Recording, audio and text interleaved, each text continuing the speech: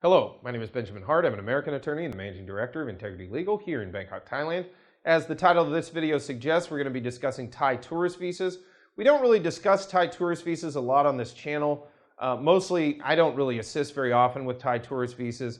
There isn't very much that, a law firm or really much of anybody, visa agent, whatever you want to call it, can really do to add very much value to a Thai tourist visa application. The adjudicating officer at a Thai consulate or embassy abroad is going to make determinations with respect to a Thai tourist visa on their own. And frankly, the individuals, given factual circumstances, will overwhelmingly determine whether or not a tourist visa should be issued. What should you take away from this video? Well, Thai tourist visa applications, they are out there. There was a time when people were using them to live in Thailand effectively, and for that reason, they've gotten more difficult, especially in the past 2 or 3 years. The Thai tourist visa application system has changed somewhat. In the past, Thai tourist visas were generally issued in 60 days with a 30-day convertible option, so you could get 60 days coming in the door, and then if you wanted to pay for a 30-day extension in Thailand, you could get it. That scheme also brought about what was called the double, triple tourist visa system, where you had an initial tourist visa issue, and then you could get a double or a triple. And some consulates abroad would actually issue 3 at once. They just put 3 separate tourist visa stamps right in there. That could be good for as much as 270 days of lawful status in the kingdom in a given year.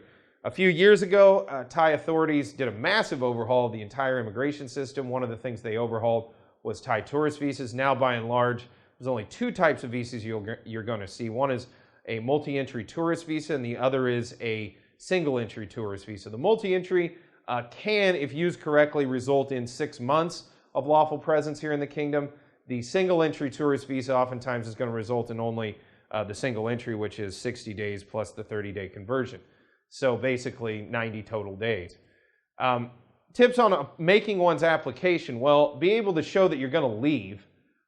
This is a problem for a lot of folks who, in my opinion, probably don't have the proper intentions with respect to Thai tourist visas.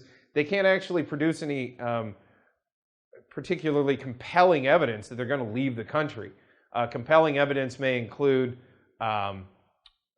travel itinerary, or book tickets to leave the country on a given date. Things like hotel reservations may show when one's vacation is going to stop. Things of this nature. It was discussed in the past, and I think we discussed it on this channel rather at length. They were actually checking individuals entering Thailand on tourist visas. This was especially prevalent down at the southern border. Folks were entering on tourist visas, and they were requesting that they show, 20,000 baht in cash. The reason behind this was they wanted to see that they could support themselves for a presumed couple of months. And 20,000 baht was kind of, somewhat arbitrarily, but it was kind of deemed the requisite amount to be able to live in Thailand for a couple of months. Well, folks were having problems showing that kind of funding. In a lot of cases, it was because they were working illegally on tourist visas. And for that reason, the Thai immigration apparatus was sending those people away. They were turning them away. So be able to, first of all, follow all the directions on an embassy's website. That's the best piece of advice. Show up with passport photos, obviously. And then also, other requisite documentation showing genuine tourist intent. Again, best evidence, booking of a flight that you're going to leave the country. That's a pretty good piece of evidence with respect to tourist intent.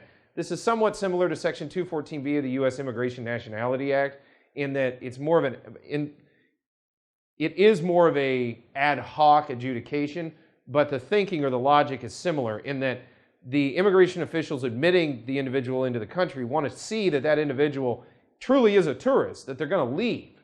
And for that reason, evidence, in support of that is going to be the most helpful with respect to a tourist visa application.